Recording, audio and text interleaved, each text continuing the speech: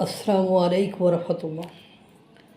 ভারতে মুসলিম ও সংখ্যালঘু নির্যাতন গ্রহণযোগ্য নয়, কিন্তু বাংলাদেশে মুসলিম ও সংখ্যালঘু নির্যাতন গ্রহণযোগ্য। গত পরশুদিনেও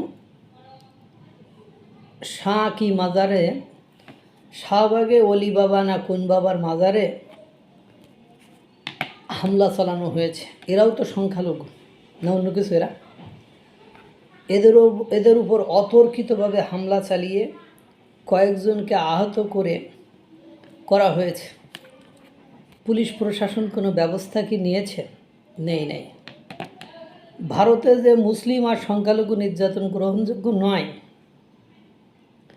এটা আমাদের দেশের যারা আবেদন করছে তারা আমাদের দেশের সংখ্যালঘুদের উপরে যে নির্যাতন নিপীড়ন হয় তা নিয়ে কোনো প্রতিবাদ করেছে? কয়েকটা উদাহরণ বলি আপনাদেরকে, আগেও বলেছে, আবার একটু শোনেন যে এই মানুষগুলো এরম নির্লজ্জ এবং বেহায়া কেন। তার নিজের দেশে যে ঘটনাটি ঘটে সেই ঘটনাগুলো নিয়ে তারা একেবারে নীরব। এখন তারা যদি যুক্তি দেয় যে তারা অন্যায় করেছে, তাহলে ও দেশের মানুষ কি অন্যায় করতে পারে না? না, ওরা নিষ্পাপ নিষ্কলঙ্ক।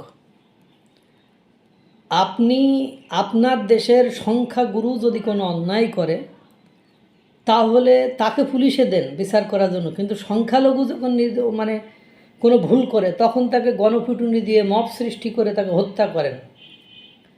তাহলে অন্য দেশে যারা সংখ্যালঘু এরকম মুসলিম আছে তাদেরকে কি করবে? সেম কাজই করবে। আমার কাছে এরকমই মনে হয়। আমার কাছে আমি কোনো ভিন্নতা দেখি না। আমার কাছে সেই এই দাবি করতে পারবে যে তার নিজের দেশে ঘটে যাওয়া সংখ্যালঘুদের উপর নির্যাতনের দাবি করে। যেমন তাকে রংপুরের গঙ্গাচড়ায় এক হিন্দু ছেলে নাকি কি একটা কত অবমাননা, ধর্মীয় অবমাননা করেছিল। পরে তাকে তো উত্তম মাধ্যম দিয়েছে, পাশাপাশি তারা যে জ্ঞাতি গোষ্ঠী 20-22টা যে ফ্যামিলি হিন্দুরা একটা এলাকায় থাকতো, এই মাইকে ঘোষণা দিয়ে এই মুসলিম সংখ্যাগুরু বাংলাদেশের মুসলিমরা সেই বাড়িগুলোতে আক্রমণ করে তাদেরকে লণ্ডভণ্ড করে দিয়েছিল। তাদের লুটপাট, ভাঙচুর, ছিনতাই করেনি কি, তাদেরকে সব লাঞ্ছিত, অপমান, মারধর সবই করেছে। পরবর্তীতে স্থানীয় পুলিশ সেটা নিয়ন্ত্রণ করতে না পেরে তখন সেনাবাহিনী যেই তাদেরকে উদ্ধার করেছে।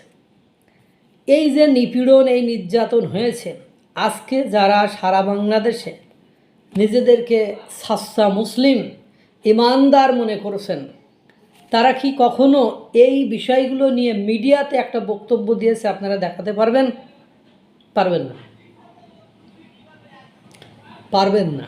আপনি কখনোই পারবেন না, এটা পাবেনও না। এরপরে দেখেন আপনি দীপুচন্দ্র দাসের যে হত্যাকাণ্ড, সেই হত্যাকাণ্ড নিয়ে আজ পর্যন্ত একটা মাওলানা বক্তব্য দিয়েছে, আপনি দেখাইতে পারবেন? অথচ এই মাওলানারাই পাশের দেশে ঘটে যাওয়া ঘটনাগুলো নিয়ে তারা মাস্তানি করে বেড়াচ্ছে, তারা এখন হ্যাডাম দেখাচ্ছে। আমি সেদিন একটা ভারতের একটা ছেলের ভিডিও দেখলাম, তারা জিজ্ঞাসা করেছে, তুই বলছিলি যে তৃণমূল পাশ করলে হিন্দুদের মা বোনদের তুলে নিয়ে ধর্ষণ করে লাগিয়ে পেটে বাচ্চা ঢুকাই দিবে, এ কথা বলছিলি কেন? ও স্বীকার করেছে, ও বলছে। এখন আপনি কী করবেন? নওশাদ আহমেদ 2021 সালের নির্বাচনেও বিজয় লাভ করেছিল নওশাদ আহমেদ, মানে পশ্চিমবঙ্গের বিধানসভার। তা আমি কালকে ওর একটা সংসদ অধিবেশনে বক্তব্য শুনলাম। ও বলছে যে 2021 সালে আমি পাশ করার পরে তৃণমূল পাশ করেছে, তৃণমূলের জনগণ, আমি কিন্তু এমপি, আমি নির্বাচিত সদস্য, আমার জনগণের উপরে তৃণমূলের নেতাকর্মীরা এত পরিমাণ নিপীড়ন নির্যাতন চালিয়েছে, আমার এক সময় মনে হয়েছে যে আমি এই শাসন ক্ষমতা ছেড়ে দিই, আমি রিজাইন করি। তাতে যদিও আমার জনগণ এই নিপীড়ন নির্যাতন থেকে, তৃণমূলের এই অত্যাচার থেকে রক্ষা পায় এবং আমার নেতাকর্মীকে সেই সময় হত্যা করা হয়েছে। তো এখন বলেন নওশাদ আহমেদ তিনি তৃণমূলকে সমর্থন করেন না, অন্য একটা রাজনৈতিক দল বা যাই হোক, এখনও তিনি বিরোধী দল হিসাবে আছে। তার শাসন আমলে তার ক্ষমতায় থাকা সত্ত্বেও নির্বাচনে পাশ করার পরেও তার জনগণের উপর, তার সমর্থকদের উপর তৃণমূল তার নেতাকর্মীদেরকে হত্যা করেছে। তার নেতাকর্মীদের উপর এত পরিমাণ নিপীড়ন নির্যাতন করেছে এই তৃণমূলের নেতাকর্মীরা যে তিনি বলছে, আমার এক সময় মনে হয়েছে আমি ক্ষমতা ছেড়ে দেই, আমি ক্ষমতা ছেড়ে দেই। চিন্ময় কৃষ্ণ দাস জেলে, সেও তো সংখ্যালঘু, তার বিরুদ্ধে যদি এই যে ফরাদ মাজার সাহেব বলেছেন ওনার বিরুদ্ধে রাষ্ট্রদ্রোহী মামলা হয়, কে কোন জায়গায় পতাকা তুললো না তুললো, আর যে সরকার এসেছে সে তো রাষ্ট্রদ্রোহিতা করে এসেছে, সংবিধান অনুযায়ী তো রাষ্ট্রদ্রোহিতা, সে আর একজনের রাষ্ট্রদ্রোহিতার বিচার করতে চায়।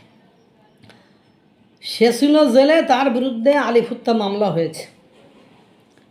সে সরাসরি কোনো নির্দেশনা দেয়নি, কাউকে উস্কানি দেয়নি, কিচ্ছু বলেনি, সে শান্ত হয়ে ফিরে যাইতে বলছিল। তার বিরুদ্ধে আলিফ হত্যার মামলা হয়েছে, তার আজও পর্যন্ত জামিন হয়নি।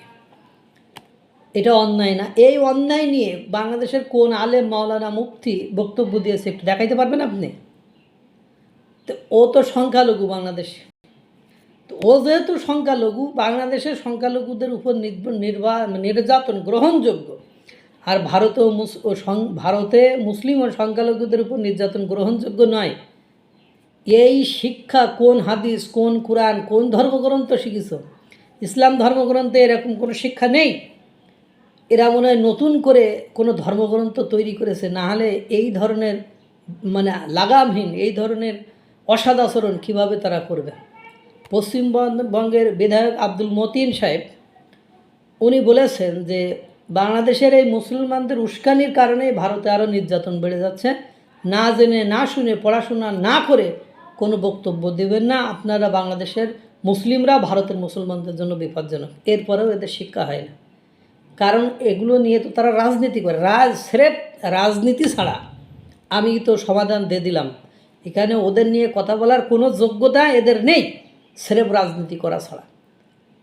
আল্লাহ তাআলা সকলকে ভালো রাখুক, সুস্থ রাখুক। আসসালামু আলাইকুম ওয়া রাহমাতুল্লাহ।